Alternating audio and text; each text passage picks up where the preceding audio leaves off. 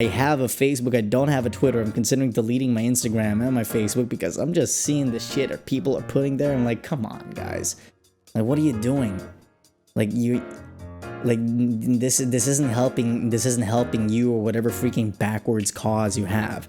But one of the main things, I have it down in my notes in case, for those who don't see me, if you see me glancing down, I'm unable to keep my mind in a straight line.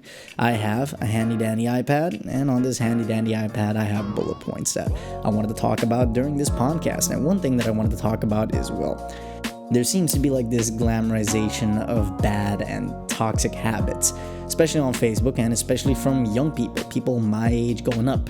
It's like they make fun of depression, make fun of anxiety, and fucking make fun, and they glamorize bad habits that pretty much just limit any opportunity. Yeah, and they limit any opportunity of growth. Let me give you an example, alright? So I don't know, you go on and you see, oh no, you go on fucking Facebook and you see this dumb post like, I don't need coffee, anxiety keeps me up at night. That's not something to make fun of, even though it is hilarious. It's not exactly something to make fun of. Sure, you can poke fun of it. Like, this trend, yeah, let me double check, yeah.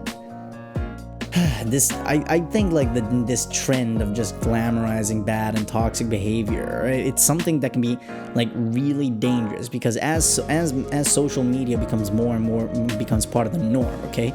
More and more people are gonna go onto social media, especially young people. I'm talking kids, right? I'm seeing like 14, 13, 12. No, I'm seeing 8-year-olds with full-on Facebook profiles now. Okay, they go on to Facebook and they're gonna see this shit and they're gonna think it's normal. And once they think it's normal, they're gonna start emulating this.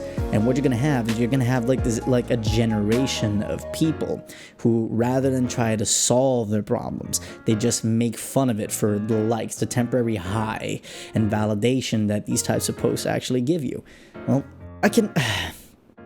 you might bring like the counter argument. All right, now I gotta backtrack over here, okay? I'm pretty sure those who post this type of shit, they probably heard of the expression. I don't know who coined this term or this expression. Laugh at your problems. Everybody else does. Well, sure, having a healthy laugh at your problems may be able to distract yourself from the anxieties that come along with it. It is counterproductive. What do I mean by this? Okay, no. Before I go on to that, you may counter this argument with this. Well, by laughing at it, I am exposing them. I am bringing them into the light. I am acknowledging them. Well, true. I'll give you that. Acknowledging your problems is something very good. It is the first step.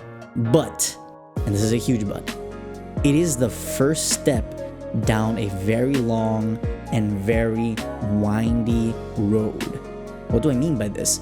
Simply just, keep in mind, I'm not a sociologist, I'm not a psychiatrist, psychologist, therapist, whatever. I have no accolades. I barely finished high school, so take whatever I'm saying here with a grain of salt, people. But I genuinely believe if simply addressing the problem is not enough, if you address it and don't act upon it, don't do anything about it, you're literally going nowhere. It defeats the whole fucking purpose. Let's say your house is on fire.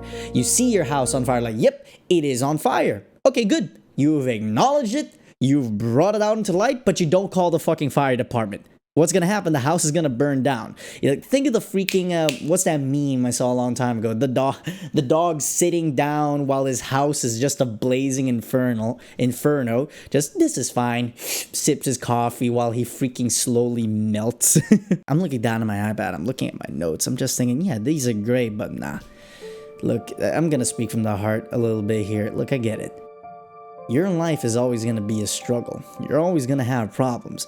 Once you solve one problem, it's nearly automatic, there's gonna be another problem waiting for you. But you have to find meaning in that suffering, meaning in the tinkering and the solving of problems that actually makes life seem kind of beautiful. I've done that. Seems to work for me so far. I mean, sure, there are days where you are gonna have days where you're not gonna feel 100%. There are gonna be things that are gonna knock you right down on your ass, and you feel like you're just back at square one. You feel like all the progress, all the years you spend clawing your way to, I don't know, a better place just seems to erode away. It doesn't. The experience is still there. You know what to do. So all that progress, it's not gone. Just think of it as like a temporary setback. Look, you're gonna get better one day. It may not be today. It may not be tomorrow. Hell, it may not even be next year. But you are going to get better. And that simple tidbit there, the knowing that one day you will be a better person than you are today should give you a slight iota of motivation to kind of, do better, be better. Like, I don't know many of you personally. I think I got like 95 subscribers on here and maybe 10 to 15 listeners. They're all local here, but listen, for those who are listening, man, keep going. Stan believes in you. All right, but now okay. We've done all this fucking sappy feel good shit. Let's get on to some. Well, let's get on to like fucking stupid dumb shit.